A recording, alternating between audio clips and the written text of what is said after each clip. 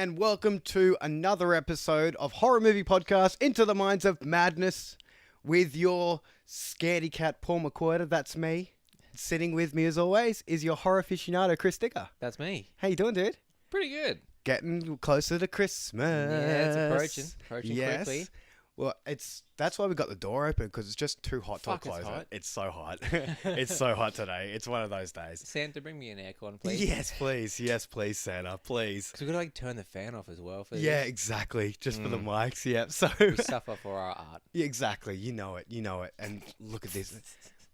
Behold this piece of art that you will have for this next 45 minutes to an hour. You're going to love it. You're going to love it. Yeah. You can interpret it any way you want either. We're not going to tell you exactly what the art's about. It's about you to understand. You got to play your role. Exactly. You play your Well, speaking of art, when this comes out, we will be living in a post-The Last Jedi world. Fucking hell. It's like AD and BC to you. For fuck's sake. Pretty much. Yep. Yeah. So, After Last Jedi. Yeah, so when this comes out, I usually set it for about 4 o'clock in the morning on Thursday morning. So by that stage, I will be a delirious little boy. Yeah. Yeah, I will be a delirious little boy. So guys, I've seen it firsthand. It's something else. Yeah, it's not. I don't think it's pretty either. It's not pretty. It's intense. Yeah, intense is a good word for it. Did I ever tell you about this bit? There's one character in this movie, like he did dude, I know it's good. Yeah, yeah. Well, I was actually going a bit deep into Wilbur Hood the other day, who's a background character in Empire Strikes Back. He's in there for a second. Mate, you could say any name and tell me it was in the movie. Yeah, he's pushing an ice cream maker. It's really funny. Yeah, on Cloud City. Yeah. Now you're fucking with me. Yeah, no, I'm not. When we're done recording, I'll show you this second bit of footage. 1 second There's worth a guy of footage. making ice cream. That's really funny. People are like, "Oh my god, that looks like an ice cream maker," and then they looked at it closely and they're like, "It is an ice cream maker." They even worked out like what the the model and make number and stuff. Like it was a really popular ice cream maker in the late 70s. Wow, it's really weird. It's really weird. Yeah. Well, some things are built to last. Exactly. Yep. There you go. So that's enough Star Wars talk, because we're going to go a bit deeper on some Star Wars stuff next week. Yeah. No Last Jedi spoilery kind of stuff, but we're going to go into some Star Wars, some stuff that fits into this pod. What do they call it when they just cut all the canon stuff? What do they call it? It's now a legend story. Yes, yeah, it's now a legend story. But I'm pumped to go through that. So we're going to hit that next week. Indeed. So. Obviously, we've done another Christmas movie this week. Of course. But first, we got a bit of news to start with. Yeah. That we kind of got a little bit excited about this afternoon. Yeah, you surprised me with this little tidbit. This morning, I was last minute trying to find a little bit of something to talk about. Yep. And fuck, nothing's going on. Yeah. End of the year, nothing's going on. Yep. But something's going on in the gaming world. Yes, which is very exciting. We finally got a trailer for Overkill Studios. They're the Walking Dead game. Yes. So you've been kind of not following its development, but you've been aware of its development for a while. I'd say I'm following it, but there's nothing to follow. Yeah, that's the problem with this game. Yeah, it's usually a really bad sign. Like with the original, we had Prey. Recently was released this year. Yeah. There was an original version of that game that was teased at an E3 in 2014, 2013. It looked insane. Saw a bit of gameplay. Didn't hear anything for a while. Thinking, cool, these guys are working really hard on it. And it's like, oh yeah, no, we're not working on that anymore. So that's what I thought happened here. I thought they worked on it a lot. There was that one based on The Walking Dead, the TV show, with you playing Norman Reedus' character. Oh yeah, Daryl. Yeah, you're playing Daryl and his brother. Yeah, it's called Road to Survival or something like that. And it's supposed to be set before the event of the series. Yeah, absolutely. I've heard that it's horrendous. Yeah, I don't know how that game barely holds itself together. It's so buggy and crap. Yeah. But then there's also the Telltale games, all that sort of stuff. Which are Telltale games, that they are fun, but they're not really it's just a point and click. Yeah, they're very much as in Telltale, that's what you're getting. You're playing a story. You're not playing it for the gameplay. It's an interactive story, isn't it? Definitely. Yeah. So it looks like we may finally have an actual Walking Dead game where you get to kill zombies. Yeah. Fuck, about time. Yeah. Because it's so obvious a choice. You know what I mean? Just to make an action on Walking Dead game. Yeah, well, what are they? They're in season 7 now, and it's taken them this long. Yeah, that's ridiculous. Yeah, but from what I understand, this one is based more on the comic book, if I'm correct. Okay.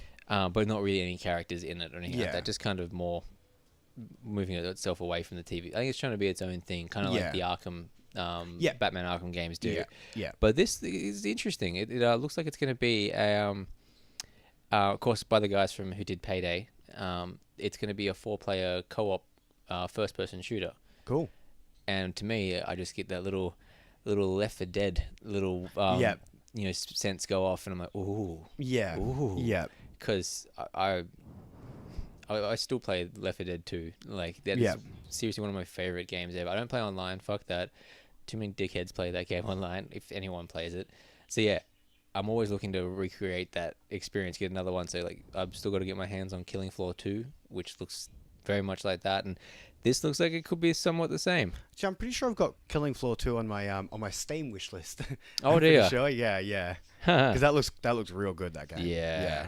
That's been in the works for ages. Yeah. In fact, as you know, I'm not much of a gamer either, so it's not like I would jump on these things just because, you know. Yeah, like I consider myself a gamer. I don't play games too often. Yeah. I just like it's just a big undertaking, and I've been burnt a couple of times lately. An expensive undertaking too. Oh, like I just finished Fractured Butthole. Might be a bit of a controversial point of view, but fuck, what an underwhelming ending to a game. Honestly, when you said that to me, that's all I've heard. Yeah, is that it's a really underwhelming. Yeah, so I think you're in the majority there, to be honest. Yeah, because like that was just such a shame, and I to get over the fact that was a bit average, because I got stuck on a huge bug, couldn't finish it. That's right. Yeah, because you've moved into this room as well. You don't have the internet's a bit shit. Yeah, it's a bit patchy at some points. Yeah, and so you didn't get a chance to get the upgrade, and then when you did, you're like, oh, well, that was fucking worth it, wasn't it? And so in the meantime, I decided, I'll go to EB, get something cheap. I found Homeland: The Revolution for $20. Thinking, cool, this can't be that bad. Holy shit, is it that bad? Oh, really? Like, fuck, how's my luck this bad? Like, two times I bought a game and both of them are shit. Yep. It's just a bit like, yeah, so it'd be nice to see if this actually turns into something good. But again, gaming has kind of not done much for me lately. Yeah. They haven't really followed through. They followed through in other things, but I'm not a Mario fan. I'm not really I missed out on all that sort of stuff. Yeah. I'm definitely not a Nintendo kid at yeah, all. I totally was. Yeah. Yes. Yeah. I got a Sega Saturn. That's what I got. Yeah. I was like, no, we can't afford it. The guy at I remember my parents, they got us the Sega Saturn, and Gaming Wizard talked them out of a PlayStation. Fucking Gaming Wizard. Like, no, PlayStation. No, that's they make speakers and stuff, Sony. They don't make video games. Sega Saturn, guys. This is the way to go. Oh my god. Thanks, Games Wizard. Yeah. You turned out well. You fuckers. Didn't you do well? Yeah. Oh, that's really irritating. So yeah, I am. I'd say I'm excited. Yeah, I'm cautiously optimistic because because there's no game play in that trailer. Yeah, it is just a trailer, just revealing your first playable character. Yeah, and it's set in Washington as well, yes, isn't it? Yeah. So that could be a nice backdrop. It'd be a nice place to explore. Yeah. It'd be nice to know if this isn't just another online only game. Another like the Friday the 13th and stuff like that, where it is only online. You got to play with multiple people. It would be nice to see if there's a little bit of a campaign mixed in there. Like you could just play it co-op offline with a friend. Yeah, well, honestly, now that you said that, I didn't even know that was going to be the setup. So now I'm worried. Oh yeah, exactly. It's an emphasis on 4-player co-op. See, because I was thinking with the trailer, like they kind of set up this guy's backstory a little bit as well. So I feel like you're gonna go on a bit of. Well, this article I'm reading, it's kind of like he's revealed as like the first player, like the first playable character. So it could be going with a Left 4 Dead vibe where they do make a little backstory for each of the 4 people you can play as. Yeah. I'm not getting too excited. It is just a CG. Like that's another thing in gaming that probably anyone who does follow gaming knows. Developers love releasing CG trailers. Oh yeah. But never any fucking gameplay. Well, that's where I got to give a bit of a tangent, but on that, you saw the 8-minute Spider-Man trailer for what's coming on PS4. Yeah. So it's like it goes for 8 minutes. It's like gameplay with it's literally just an 8-minute playable bit that they've released. Oh right. And the gameplay looks great. Oh yeah, I watched the trailer. I watched the gameplay video. Yeah. So that and then and with the kind of going for a boss and you're in the helicopter kind of thing. Did you Yeah, see that yeah, bit? that's the one. Mm. That looks great. It's insane. That looks great. And I think they kind of had to release like an 8-minute thing to be like, no, look, it looks great. Like, check out the gameplay. Like, trust me, we're good with I this. was a huge Spidey video game fan. Like, Shattered Dimensions, so much fun. That's a really good one. So, but this looks like a proper Spider-Man game. Yeah. We haven't really had one since, like, people always say it was number 2, I think it was, Amazing Spider-Man number 2, or just Spider-Man 2, I think it was, on the PlayStation 2. One of the better ones. Yeah, that would have been Spider-Man 2, yeah. But this looks cool. Yeah. This looks like, people who learned, saw what the guys at Rocksteady did with Batman Arkham Asylum and all that. Like, oh, if we apply this to a different hero, we might get another good game. Yeah. Holy shit. Because it's by Insomniac, right? Yeah. Dudes who made, they made a lot of stuff. I was going to say Ratchet and Clank, but that's not right. Or is it? Yeah, I can't think of but they made other stuff they've made. Sunset Overdrive. It was they made Sunset Overdrive. Xbox One exclusive. Yeah. That was the kind of the reason I got an Xbox One, and I don't play it anymore. You fucking loved that game. That is one of the best games ever made. I remember you used to come over and you would have that on screen, pause, pretty much all the time. Yeah. Oh, constant. Yeah. And like, that is, if you've got an Xbone, like, I don't know why. Fuck, I hate that thing. But that game is worth a couple $100. Like, it's such a good game. Yeah. Yeah. Yeah, you got a lot of time out of that game, didn't you? Oh, yeah. I think we're quite similar when it comes to gaming as well. We kind of find one game, kind of obsess over it for a while, and then it's gone, and then we're kind of devoid of games for a little while until the next kind of big thing comes along. Exactly, yeah. I found I kind of have a niche that I really kind of, there's certain boxes that I don't realize I'm ticking, but they're the ones I'm looking for. Like Mafia 3 was probably my game of the year. Like, that's the one that I absolutely adored. I had the most fun with that game. And it's the thing I realize I look for now is immersion. Yeah. If I feel like the character I'm playing as, I'm going to stick with the game and I'm going to finish it. And I've already started replaying it with the DLC. Yeah. That's what kind of shit I look for. And so when I see this where it's 4-player co-op, fuck, the immersion's going to go. Yeah, because that there's fourth no wall storytelling. Exactly. Yeah. That wall is broken because you're hearing people talk amongst when they're trying to tell a story. Yeah. So yeah. Yeah, that's a bit disappointing. So I'm now a little like, I was cautiously optimistic. Now I'm like cautiously pessimistic. I've just kind of tipped over then because of you telling me that. Just the way games have been going lately is just, not saying like, games were better in my day. It just seems to be delays seem to be a thing. And campaigns are getting shorter and shorter. And that's the only thing I care about in gaming is the storylines. Yeah. 100%. Yeah. So that's like, that was one thing with Homeland the Revolution, even though, gameplay wise, it's shitty. Like, there's one feature I don't like that games are doing now is that you've got to unlock weapons. But if someone, you shoot a guy who's got you got your handgun, you shoot a guy who's got a machine gun, you can't pick up that machine gun. You've got to earn enough coins to buy it from the vending machine. It's like a loot box or whatever. Yeah. Fuck. This is now I know it's a game. You know what I mean? Like, my brain's going to get tricked. Let's not try and go too deep into that. After all the Battlefront 2 controversy, I think that's a well-worn territory at the moment. So it's not even Loot Crate. It's just an attempt to have a leveling up system. It's an attempt to make you like a grind, where they realize we don't have much of a mechanic here. Fuck, let's make this thing a grind to make extend it out a bit more. I see what you mean. Rather than like, it's not gambling. It's more rather than the loot boxes that you pay and you're not sure what you're they're forcing you to go out into the world in this game and do more. Scurry, And it would be good, like Dying Light. I hate sloggy games. I hate games. But that's the thing with Dying Light, because first person, I felt like I was very much immersed, and it was okay with that because I knew in my head while I'm playing it, it's like, okay, if I get enough of these tin cans, I can get this thing, and I'll be able to take on this area. But in Homeland, it was just doing it for the sake of doing it, and like, this is just not good. So it very much depends. Like, I'm not a fast travel person. I will never use fast travel in a game. I will walk the entire map. Yeah, see, for me, that is like fucking making you slog. Like Far Cry. I love it. Like in Far, see, I can't stand that. I just love want that the shit. story to progress in a pace that is normal. Because like I like to always kind of picture a game as like I'm playing the bits in the movie that are cut out, because the hero's got to get to that location. Yeah. Unfortunately, he's gonna have to drive. Like Yeah. See. Yeah. I'm the opposite. but when it that's it. comes to I'm that very stuff, much yeah. I get very immersed in a game. Like you brought up Far Cry 3 was a game that I just lost myself. Yeah. I was that main character. I Yeah. can't remember his name, but yeah, Him and his bunch of douchebag mates. Oh, God, they were mate. so annoying, weren't they?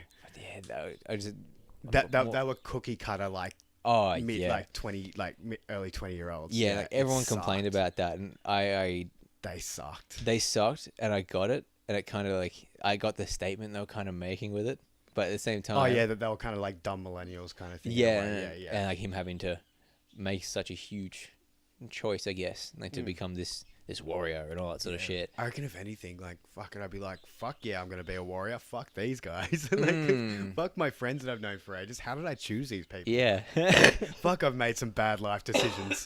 I think what's it parachuting into an island with no like with no not telling anybody, just doing it because Yep. some guy at a club told you it would be fun to do.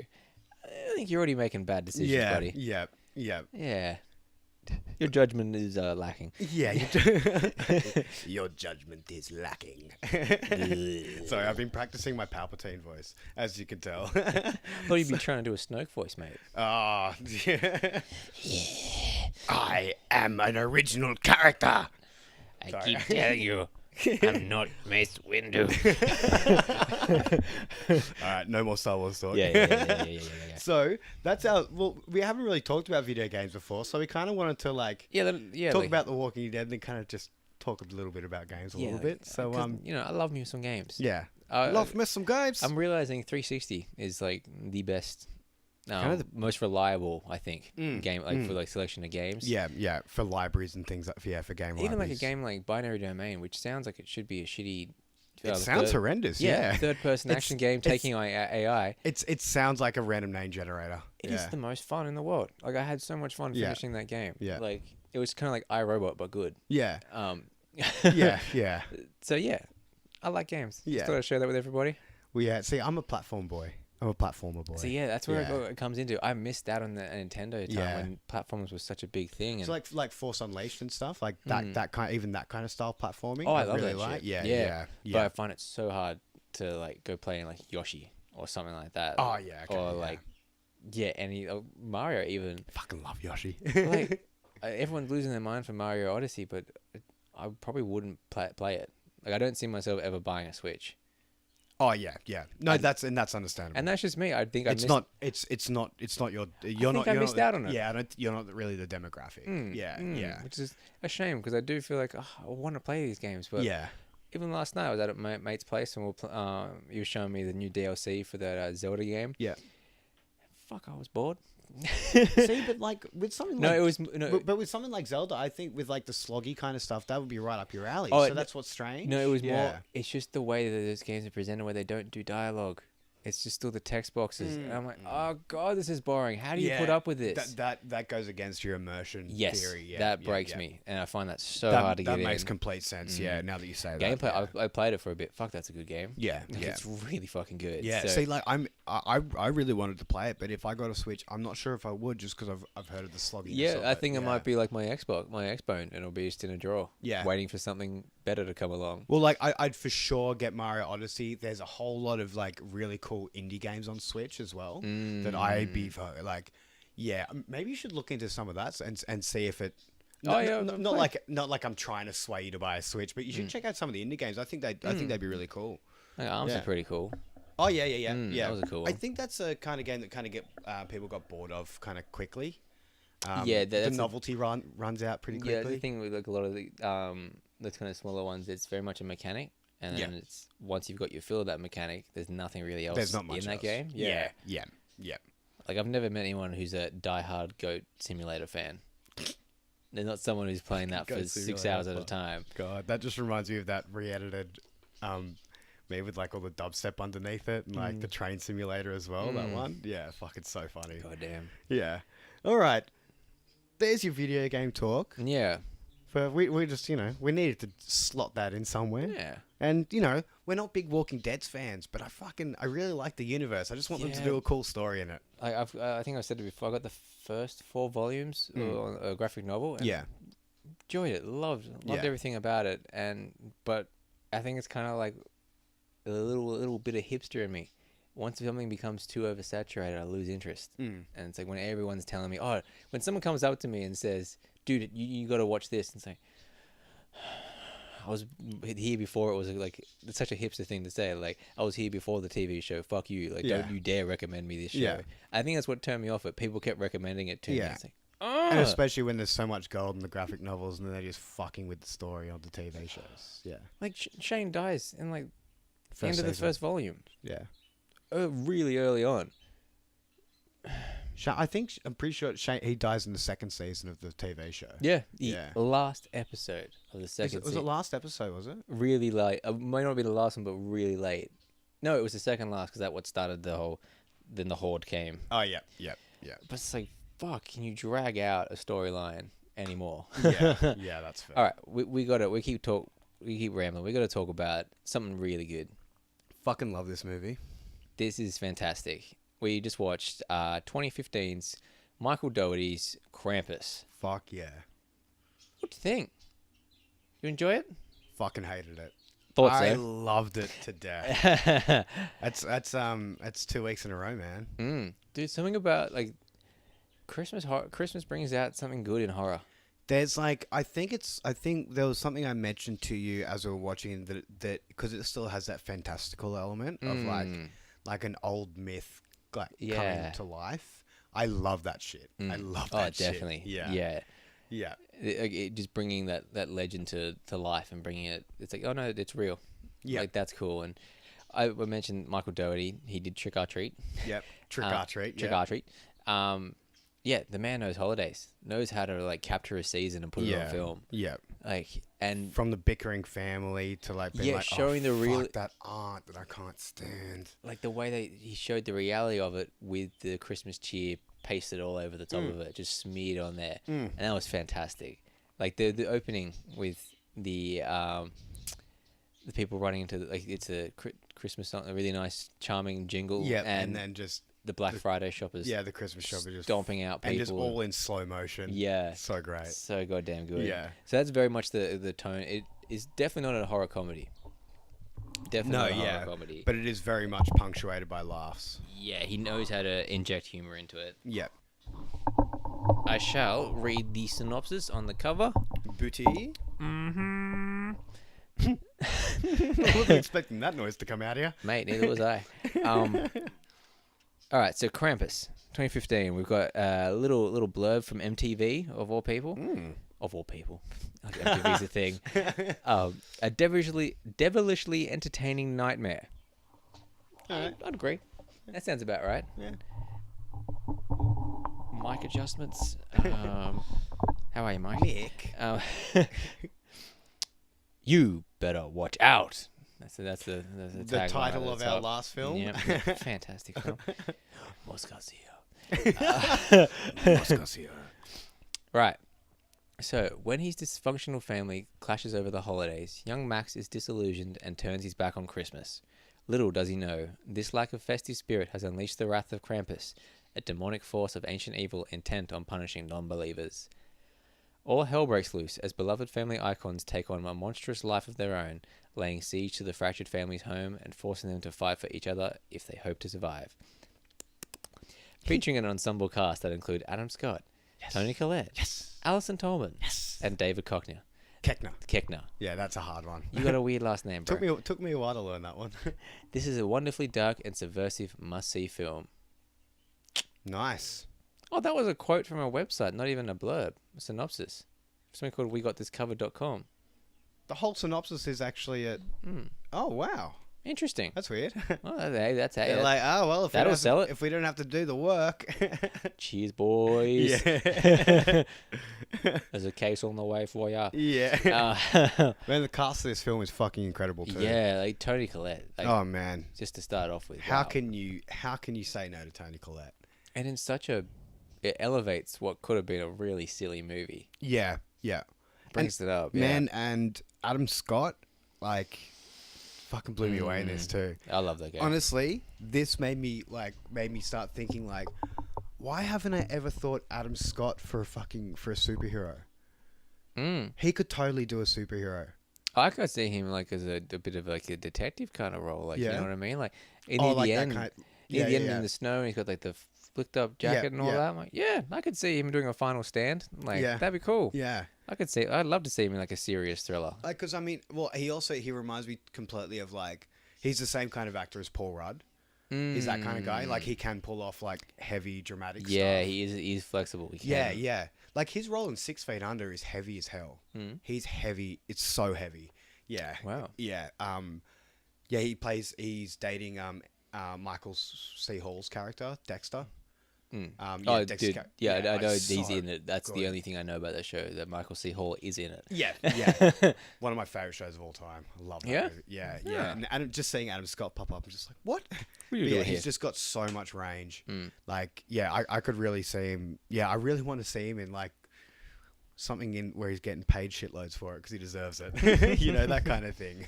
Yeah, I don't know what superhero Adam Scott could play. Mr. Fantastic. Cool. I could see him in that kind of like a sciencey kind of. Consider him cast. Hollywood, mate. Get on this. We know you're listening. Because of course, yeah, totally. Hollywood himself, Mr. Hollywood.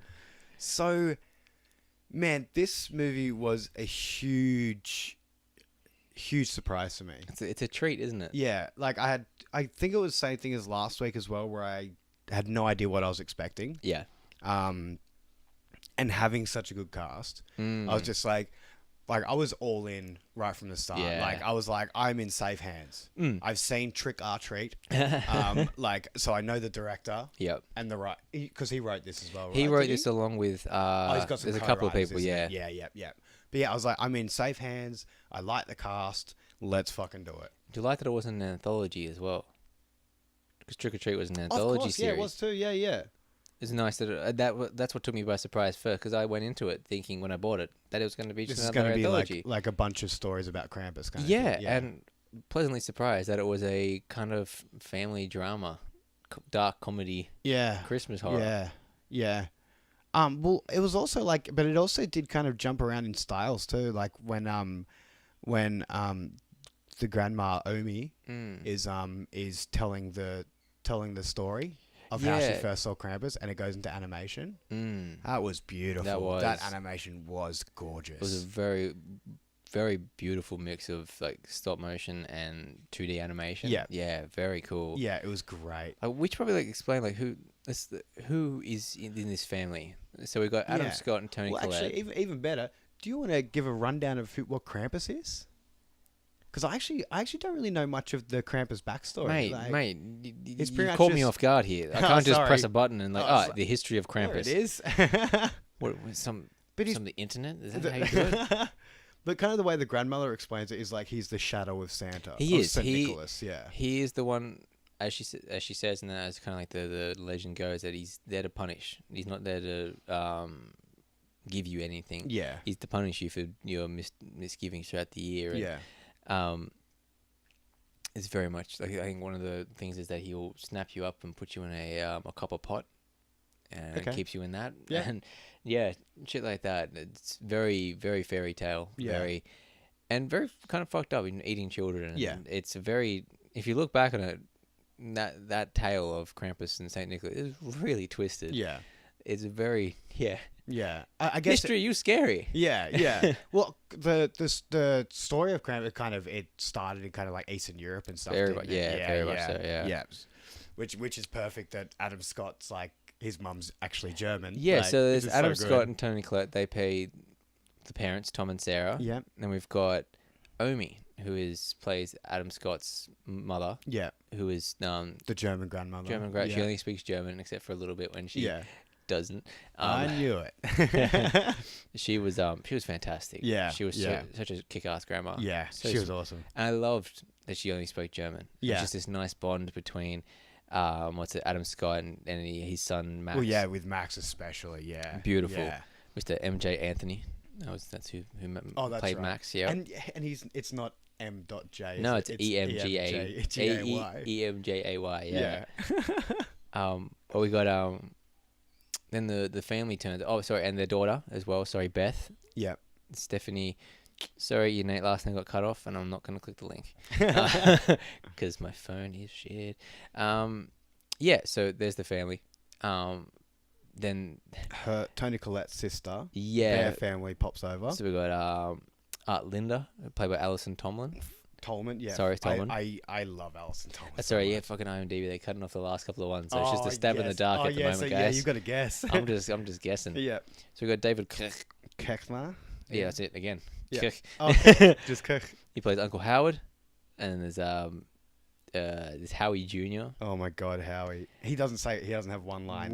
His one line The only is noise is a burp. burp. Yeah. Yeah. Oh, and screams a bit. Yeah. He's just that. If you've seen the campaign, just think like that one with Zach Galifianakis and Will Ferrell. It's the two fat kids, like his two sons. Oh yeah. Just think of that awkward little chubby curly hair. Just looks like picks his nose and very much and just enjoys like eating just it. like you look in his eyes and there's just like nothing going on. Like Yeah. he's just a blank slate. Just think about that cat he killed the other day. Yeah. That's terrifying all in and of itself. you a wallet. Oh.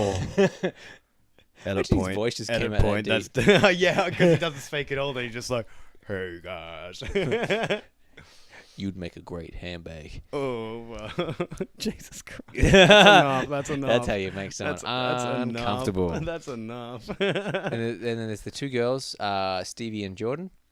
Who it's mentioned that Keckner's character wanted them to be boys, Yeah. so they've got like kind of male kind of names. Oh yeah, and they The way they dress them up dressed, yeah. very tomboyish. Yeah, yeah. And there's baby Chrissy, a little baby in it who keeps getting abandoned, and Yep. no one seems to know where the hell she is at any Yeah. time in the goddamn movie. Yep. No wonder she gets taken. Yeah. And then there's Aunt the Dorothy. sister's aunt, so Tony Collette and Alison Tolman's aunt. Yeah, Aunt Dorothy, played by she's got an interesting name. I'm not gonna guess the last bit. Conchata Ferrell. Oh, okay. Yeah, okay.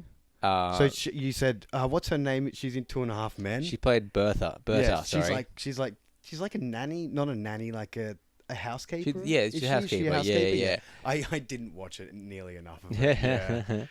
No, she. No, I think I watched more than enough of it. she was our one-liner in this movie for Yeah, sure. yeah. Aunt Dorothy. Yeah, just ripping on people. Like she was great. She was awesome in this. Some of the lines were outstanding. And then her last line is like a mad action movie one-liner. Yeah, it's not Yeah. the last one, but it's earlier. Like, Nearly her last one. Yeah. When she Omi explains what's going on, no one believes her, and she's just like, "No, I believe you." Like, I know when life's coming at me with its pants down. Oh yeah, no, but the one I was thinking of was when Adam Scott's character goes, "Aunt, whatever, finish him," and she turns to him with the shotgun and just goes, "With pleasure," and that was pretty much her last line. Yeah, and then she got wrapped up. She went, "Oh damn it!" Just got ripped out. So good. I absolutely adored her in this. Like, she's the naughty aunt. She's Yeah. I've got a lovely naughty aunt, just like her. I think I know exactly what little scene you're about to talk about too. Oh, definitely. Yeah, when she's told With Howie. Yeah, she's told to go and mind the kids in the kitchen. Yeah. And she's like, "Come on, kids, let's go. I'll teach you how to make peppermint schnapps." Yeah. and it's just her pouring. She's stirring her eggnog with a fucking candy cane whilst pouring schnapps into it. Yeah. And taking a drink of that, and Howie just It's staring just like at her. staring at her like with that just like weird like almost like fish kind of lips like no. He looks like the life has left his body. Yeah. And he's just on autopilot. And he's just staring at it like at her mug, and then she just goes, "All right then," and that's the only time he changed his face as well. He gets a big smile on his face. So yeah, you better not rat me out. Yeah. It was so great. I love that. I loved her. She just sat back drinking She a did nog not give a fuck. and just called everybody out. Yeah, on all yeah. their bullshit. Yeah. Fantastic. And then when like Omi tells a story in English, she's like, "I knew it. Fucking English." Yeah. God, she's It's great. like bit of a racist auntie, like. Oh yeah, she's that. There's no filter on that Yeah. kind of a person. Yeah. Well, let's. I want to speak a little bit about Keckner's family as well. They're kind of like from like they're a bit southern kind of thing. They're a bit backwards. Like they even rip on them like, what's this with free presents? And it's like probably because they're Democrats. Yeah. And he's like, yeah, probably. Like, but then also like, what was it out there? And Keckner's like, probably some damn terrorists. And she's like, yeah, probably some terrorists. Like they're just a little bit backwards. Very small town. Yeah, making like, please, honey, no gun talk at the table, like shit like that. They're just Yeah, a he's bit trying to rednecky. convince them that you need to have a gun to protect the shepherd. Must protect his flock. Yeah, exactly. Yeah, Yeah. Just being like David Keckner as David Keckner does. It's very much the two different families, that old trope of the two families clashing, coming together, and having to get past their differences because crazy shit is afoot. Yeah, and with the auntie ripping on Tony Collette kind of thing, being like, look at you, fucking all these decorations, all this, like, why bother? Like, why did you? And it's like, okay, you want to criticize me? How about next year we go to your fucking trailer? Yeah. And she's like, ooh, Hard truths. It's like, Hard nice, truths. boom. You tell her. it really, they captured family very well Perfectly. in this. Yeah. Because, come on, family get-togethers never go smoothly. No, it doesn't happen. They're not supposed to. No. Can I just mention? I had my family Christmas on Saturday, and it was the best Christmas I've ever had. Yeah. So there was nothing like that. It was honestly, I left it. I got back home and I was just like, they're like, how was Christmas? And I'm like, it was actually fucking wonderful. It was wonderful. Yeah. So there we go. It did. Yeah, exactly. But that's also probably because the stress of not actually being on Christmas Day as well. Yeah. That would help. Yeah, it takes a lot of the stress out of the thing. Yeah. So like, but the way they come together as well is quite sweet. Yeah, and it is under horrific circumstances. Yeah. And I've said this before. They have the balls to kill kids. Yeah. Not afraid to do it. I was not expecting it.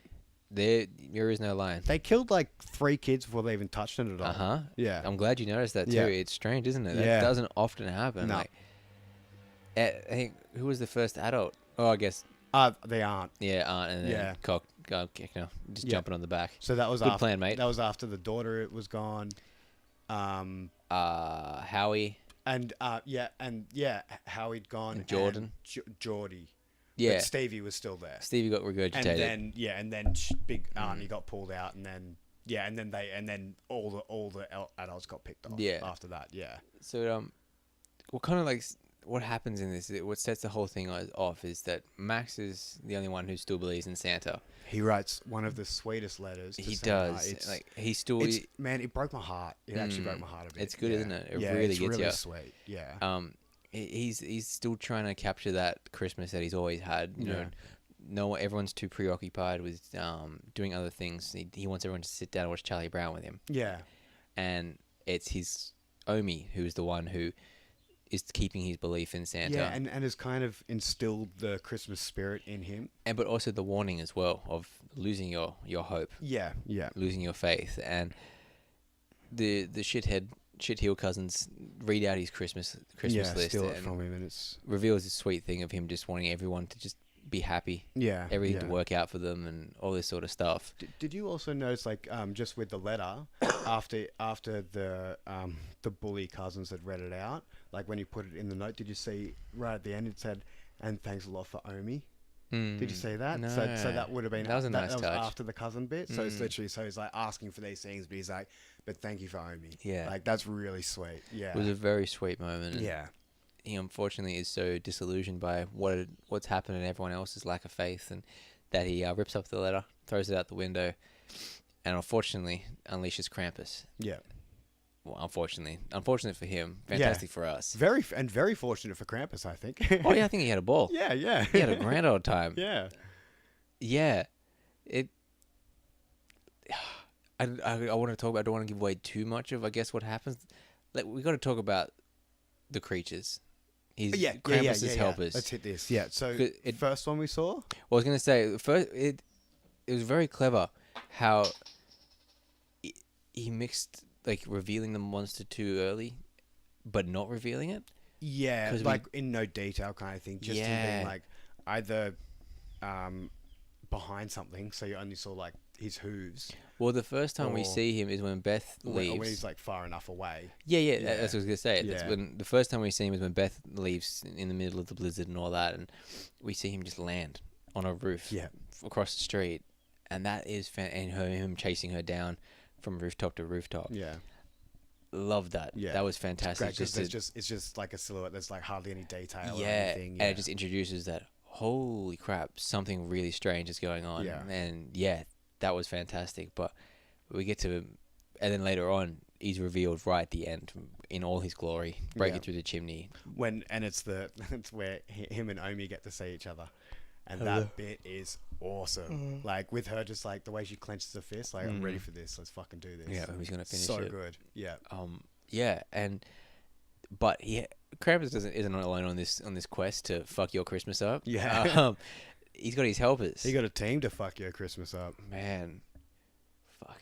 Okay, so I'll still mention that there's 1 or 2 scenes with actual CGI creatures. Like everything else is pretty much full on practical. And I have zero problems with the CGI in this either. No, it's because fine. it works perfectly. Yeah, it just makes it's not that scene work. overused. Not like it's just it comes in. You're just like, whoa, what the fuck? And then it's kind of gone, and it's awesome. It's serving the purpose of CGI. And it's replacing the thing that you just can't do. Yeah, That's the whole point of it, is to put that thing you can't do, which was great to see that they didn't. So his helpers are, I guess, like twisted presents, twisted Christmas icons. Yeah. So let's get the CGI one out of the way. We got Killer Gingerbread Man. Yeah, a little group of them, like a group of 3. It was a group of 3 at this stage. Yeah, we saw that a couple had been picked off earlier on. Like there was one with a knife in it stuck to a fridge. Oh, yeah. Honestly, You forgot about that, didn't you? Yeah, because that didn't come back around. But like at least they did fight it off a bit. That's great. I didn't even think about that. Yeah, a struggle, of course. It's great. So yeah, we have a great scene of the Great detail. what the first moment, and I was watching your face when this scene came upon us. Like I was just like, oh man, this is gonna get him. Yeah. When the chain, the hook falls down with the gingerbread man. Yeah, the fireplace. Yeah. Oh man, and Fatty how gets he all excited. yeah, Howie Jr. wanders up and fuck when it comes to life and wraps around him and Yeah. Damn, Howie took a bite out of me. yeah, Like, yeah. he screams that someone took a bite out of his and head. then, the way he wraps him up and then like whistles up the Krampus, like good to go. Yep. Pull her up. I got me a fatty. Yeah, exactly. It was great. That, and it was kind of. It's because they didn't overuse those moments that when like a little dumb thing like that happened, it didn't take me out. I was just like, I'm on this ride. Like It's you like- fucking take me wherever you want. I'm down. It's a horror movie. It's horrifying to everybody else, but to the ones who are doing it, this is like the most fun in the world. Yeah, this is they're their having a day. ball. Yeah. Yeah. So yeah, we've got killer gingerbread men. We've got one of the most disturbing like angels I've ever seen in my life. So it's supposed to be like an angel that sits on top of the tree, obviously. Yeah, it's like this porcelain doll with like rotting bird wings. Yeah. And just this weird gross tongue. ass, yeah, just like a Yeah. crazy ass tongue just Yeah. licking Tony Collette's ear. Like Yeah. that was gross. And just like, Yeah, she's got like jagged little teeth and yeah, stuff. just Those, screaming like this. those Ugh. dead porcelain doll eyes. Yeah. Jesus Christ. Yeah. Fuck, that thing was scary. Oh, that was scary. Then there was like the killer robot, Yep, the killer toy robot. robot. Then the teddy bear. Oh, I nearly forgot about the teddy bear. Yeah, because That I'm one was just cool. thinking about the big fucker. So the Yeah. teddy bear with like he just had the gnashing teeth and just like. But every time they punched him, he squeaked. Like Yeah, that he was squeaked. so He made the good. squeak noise. Because at the end of the day, he's still a toy. Because I was too busy laughing that I missed the squeak. You were like, "Did you hear the squeak?" I'm like, "Oh, I missed it." It's so good. Like, and then, Oh, the big fucker. other than his big crew, like his gaggle, the fucking twisted Jack in the Box. That thing is disgusting. That was great because the Jack in the Box was like the box itself was tiny. still a literal size. Yeah, it but was the normal. Jack was fucking giant. It's just this giant slug. Yeah, with like a predator kind of mouth. Like Yeah, but it was still it was like wearing a porcelain like clown face. yeah, yeah. It was like just the hat and shit like Yeah, that. And, yeah. Oh, horrifying! And Yeah. we when we first see it, it's eating what's left of Jordan. Yeah. Like you see her feet coming out of its mouth. Yeah, Oh, and just the noises, the gurgling. yeah, Yeah, fantastic. So, and the fact that is a guy in a suit, like, yeah, so cool. yeah. And then his crew was just like assorted elves. Yeah, assorted elves. That kind of almost look a bit like him, like because they've all got horns and stuff on them. Yeah. Porcelain masks and stuff like that. Yeah. But then did you notice his reindeer, like at the end, were like they look like woolly mammoths? Yeah, but like, they had cool. they had yaks. like goat skulls with like huge horns with these big big They yak. were fucking cool. They were weird. Yeah, and like really they were cool. headbutting when they were about to like take off. Yeah. Really cool That shit. was awesome. Yeah. The detail in in Krampus alone is outstanding. Yeah. Like he was even wearing rings and like just little things like that. Like the detail in it, like how his like jaw is broken and just his mouth's always open. His sleigh, just all these crazy carvings in it. And outstanding. Like, and it was one thing like he kind of wasn't afraid to do was just kind of, as I said, kill everybody. Yeah. Like everybody in this movie, spoilers. Yeah. Everybody dies. Yeah. This doesn't often happen. There's always a final girl. There's always someone who gets to tell the story, whatever it is. But no. Yep. You're all dead. Yep. Loved it. Couldn't Absolutely loved it. Couldn't have cared less. And I kind of like that there was not much blood in this either. True. Yeah. There's the when Keckner first gets attacked, there is. But it's not copious amounts. Not huge amounts. It's kept very dark, so you can't really use. It's very dark blood, so you don't see. You really can't tell. No. It almost looks like it's been like color graded to black. Yeah. Which I don't mind. Yeah, I think they pulled it off really nicely. Just felt like Gremlins the entire time. That same feeling of there are stakes, but this is really funny. But it has like but it also has like a childlike wonder to it too. Yes, very much so. A bit like last week's movie. It was a bit childlike too. Yeah. Like well, I mean the kind of feel of it. The world that he had created for himself. That's in his own mind definitely. is very childlike. Like the kind of the black and white decisions that he makes are very childlike. I found myself still thinking about Christmas Evil, aka Better Watch Out. Yeah. I really loved that movie. Yeah. Please, guys, let us know what you thought of that. If you hadn't seen it before and you decided to watch it because we did, let us know what you thought. I'd really like to know. Because you did kind of put out a thing there saying, like, watch it. We're not talking about the ending. You watch it. Yeah, because I really want to know what people think of it. Yeah. But it was beautifully done. Some of the great moments in this, though, I found were when they did inject humor. And it wasn't even so much a one-liner or anything like that. It was like when they first saw the Jack in the Box. The scream was outstanding. Yeah. All their faces, like it was like one by one. They were like, "What are you screaming? Oh, what are you? What the fuck is that thing?"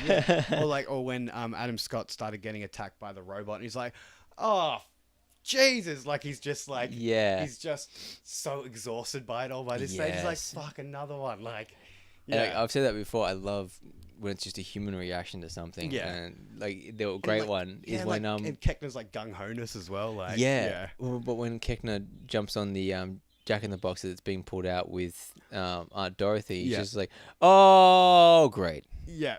And then and the sound effect. Yeah, when he got pulled out. It was like the slide. Yeah, like the slide. Yeah, the whoop. Yeah, that was so weird, but I loved it. And I kind of think that was Krampus doing, like the elves doing that. Like that was like that was them being like, oh, there he goes. We're fucking with you. Like, yeah. Because that makes a lot of sense. Keckner was just like enough of this fairy tale bullshit or something like that. Yeah, just jump straight on it. Then he's like, here we go. Yeah. Great. Yep. Yeah. Is there a favorite scene that kind of is sticking with you, or is there just a scene in general that's like really stuck in there for you? Man, I started crying at the end. Yeah. I got teary. Yeah, when Max watched everybody die. Yeah, that was quite. Yeah, that was like very full on because it.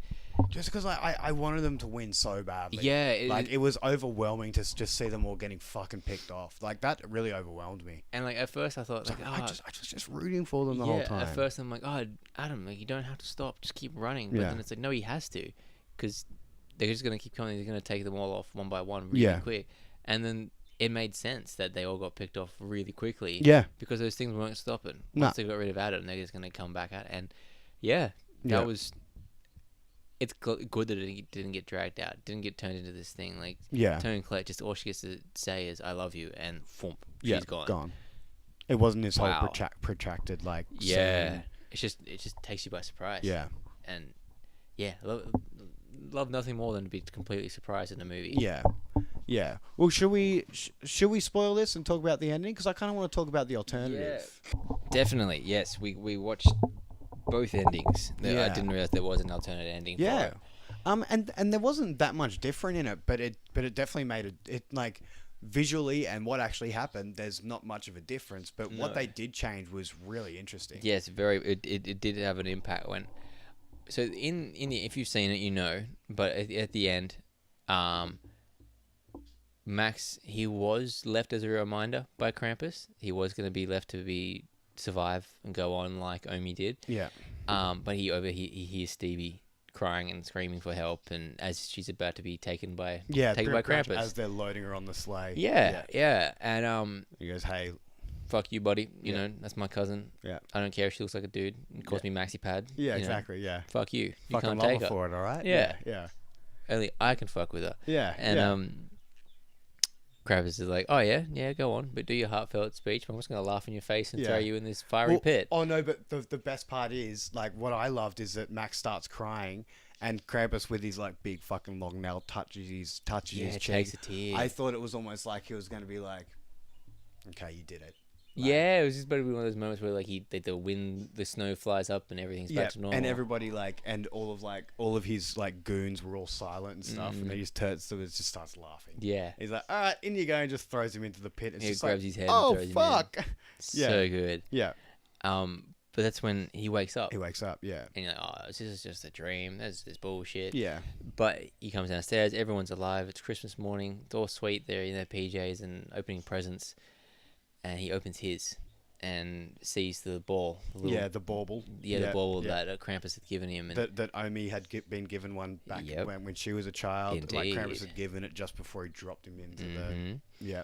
And that's when everyone in this is the release.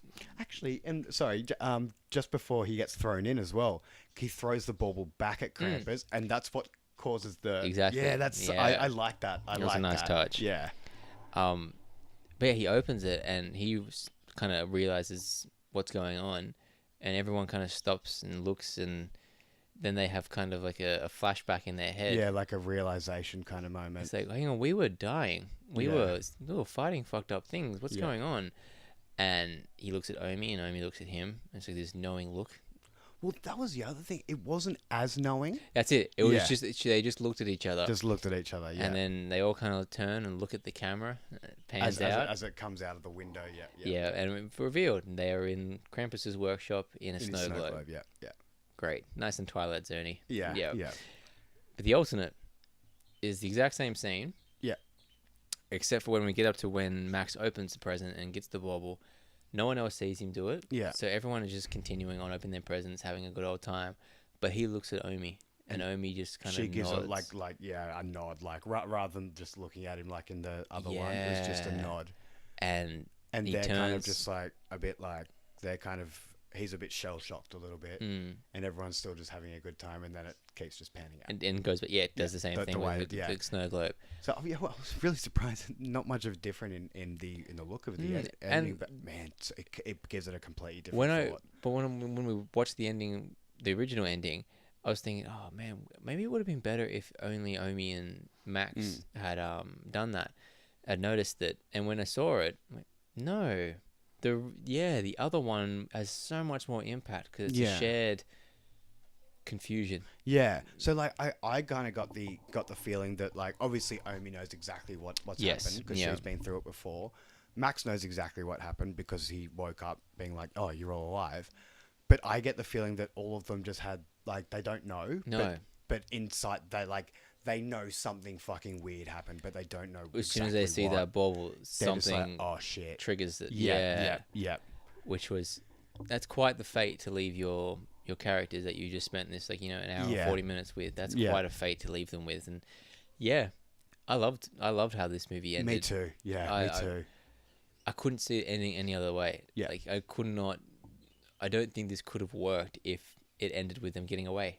Like it was just Max and Stevie driving off in the snowplow. I don't think it would have worked. I think that would have been weird. It would have been weird. It would have made no sense. It would have felt like an apocalypse movie, you know what I mean? Like, I got to go take on the Krampus. Yeah. Krampus 2. Yeah. Electric Boogaloo. Yeah, something like that. Actually, Krampus 2. Krampus 2, Christmas Boogaloo. So yeah, I love this movie. Yeah, great. Yeah, It was awesome. I'm sharing with you all my annual tradition, the things that I watch, and Christmas Evil is one I've now added to it. But this is one ever since 2015 I watch every Christmas, and this year is no different. Yeah, this time you go. I just get to tell everybody. Yeah. Boy, this is a good movie. Yeah, you got more of an audience to push your recommendations on. Yeah.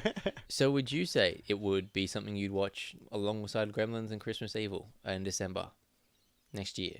Yeah. Of your own accord? I reckon, yeah. Yeah. Well, honestly, to be honest, I reckon that you're going to load me up on so many that I'm not going to have room for some of them. So I don't want to say that. I don't want to say that I completely recommend, that I will definitely watch it, because I'll probably forget about it. There'll be too much other stuff to be watching.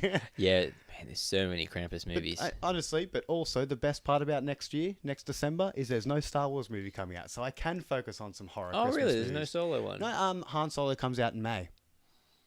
Yeah, so there's no Star Wars in December next year, so I can concentrate on Christmas movies. That's really weird. I know, but just kind of it's hitting me weird. I'm so used to it, it works. Yeah, I'm just really annoyed. I'm just really annoyed with Star Wars being on Christmas time, because everything else is so hard and expensive. That why make it harder for me to get down to Melbourne? Come on, don't be dicks. Jesus Christ, That's really Mickey. the only reason, just because it's so fucking expensive to travel over Christmas. Mickey, stop making this hard for me. Yeah, exactly. Fuck you, Mickey. You round-eared fuck. Yeah, exactly. You rodent cunt. Wow, I'm sorry. Wow, that was heavy. I really went for Mickey then, didn't I? I'm sorry to all you mouse listeners out there. There was nothing personal either. I don't even know the guy. I didn't know I was sharing a room with a mousist. Fucking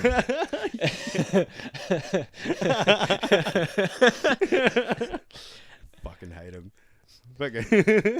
Squeaky. Give me rats any day. Squeaky little fuck. my I ass. love a rat. Yeah, me too. They're so cool. Yeah. All right. Well, I actually, because my phone's dead, I had a great story to tell you that Linda gave to me, but I'll let you know next week. It's really funny about going to see a slightly satanic movie in the Bible Belt of the US. It is a great story. It's a great story. Fun. Yeah, but my phone's dead, and I'm really annoyed that I don't have it on me. I mean, I'd love to go do that. That'd be so it's funny. Honestly a fucking hilarious story. So, guys, there's some sizzle for next week. Man, I've got a great story for you from Linda, because this is one of Linda's favorite movies as well. So, like, I would buy an Omen T-shirt and like go watch the movie, like go do that. That'd be so funny. Yeah. What are you gonna do? Like attack me with the Bible? Like, yeah. Bring it. just flick holy water at you. Yeah. Yeah. Try and baptize you. Can I run something by you? I always thought that'd be funny. But I have parents, so I think they'd disown me if I ever did it. But the urge to just have 666, like the red marking in the Omen tattooed on my back of my head. Yeah. The urge drives me insane sometimes, because that just makes me laugh. Everyone else is like, "You're sick." I'm like, "Come on, it's funny." Yeah, exactly. Yeah, that's a twisted sense of humor, but it is fucking funny. How funny would it be for the hairdresser who cuts my hair? Well, we're having a chat about the weather. Oh, what the fuck? Yeah, mangoes are in season, and El Diablo. Mangoes are in season. I wasn't expecting El Diablo. That's what my conversation was last time with my hairdresser. That mangoes are in season, and she's more than happy beyond excited. Oh about my the mango. God, that's hilarious. So you actually I think she was from Korea and something like that. Oh yeah. And she just that was the main reason. That makes a lot of sense. She was saying that was a huge reason why she stayed in Australia, because mangoes are amazing. Yeah. Oh, that's awesome. That's sick. So we had a lovely chat about mangoes. Nice. That's awesome. I like that. Oh, that turned from like me calling you out on like, where the fuck did mangoes come from, to be like, oh, that's a nice story. Yeah. So it's like part of me is like, oh, the 666 thing would be really funny, but I wouldn't want to ruin her day. Yeah, I wouldn't want to put that on her. Yeah. I'm not one of those YouTube prank pricks. Like. Yeah. Oh, don't get me started. Yeah, that's not. That's not. Oh my God. All we can say is that those people are disgusting. God. Awful wow, humans. You really nearly kicked me off then. Yeah, Shit, whoa. Fuck I know, I'm trying not to. Fuck those guys with the last name the same as my first name. Don't trust anybody with two first those names. dudes. As fucking. All right, I'm gonna fucking finish it there on a fucking angry note. No, No, it's no. not that bad. Christmas It's cheer, not- man. Christmas cheer. Those pricks aren't near us. It's all Yay! good. And it's like not too long till I see Star Wars, so it's all fine. It's all fine. Yeah, Silver enjoy lining thinking, that's what it is. Yeah. Yeah. All right, guys. So we'll end it off there. Hope Mm. you enjoyed this episode. If you haven't seen Krampus, fucking highly recommend it. Oh, yeah. I mean, of all the people listening, I was probably the only one who hadn't seen this before. Most before probably. This episode. Yeah, I think you're right there. Yeah. So, Even my guys- brother guys- walked in and was like, guys, "Oh, I watch it love again." Krampus." Yeah. So guys, go and watch it again. Let's say that. Go and watch it again. Yeah. So really, we really appreciate you guys listening. Definitely. Yeah. Next week got another Christmas movie and Oh. some Star Wars chat. I've decided, I was gonna I was gonna save this one for like the week of Christmas. Yep. But I'm dying. I'm itching. I'm getting that itch. Yeah. I'm getting that Christmas itch to watch Black Christmas. Cool. Do you know much about this movie? No, at all? nothing at all. So let's leave it there. Can I just say, just for some of the people who don't know, this is the first slasher movie ever made. And it's a Christmas movie. Yep. Yeah. Okay. Yeah. Made Cool. by Bob Clark. All So right. like, Let's leave it at that. but just I get ready to gush. Get ready to hear me gush for about an hour on how much I love this fucking movie. Okay. So all right. Cool. get ready for Black Christmas, another Awesome. classic coming All right. on the great. way.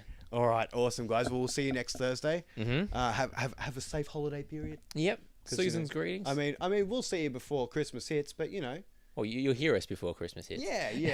So it's but it's getting there. So be safe, do all that stuff. Yeah, do all that Christmas Be shit. wondrous. Yeah. Be wondrous.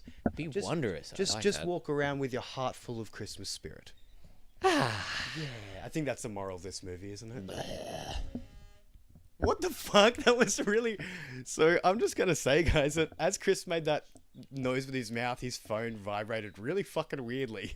That was a really weird mixture of sounds. That shouldn't have happened. That didn't sound natural. Yeah, I'm pretty sure that was El Diablo. Yeah. Damn, that's some creepy shit. Yeah. Yeah. All right, guys, we'll see you next week for Black Christmas. Yeah. Rest in horror. Rest in Billy. You'll get that next week, guys. Yeah, I giggled just because I presumed it was an in-joke that I didn't get. Yeah. Yeah, Yeah. cool. All right, sweet. Reacted accordingly. You fucking smartass.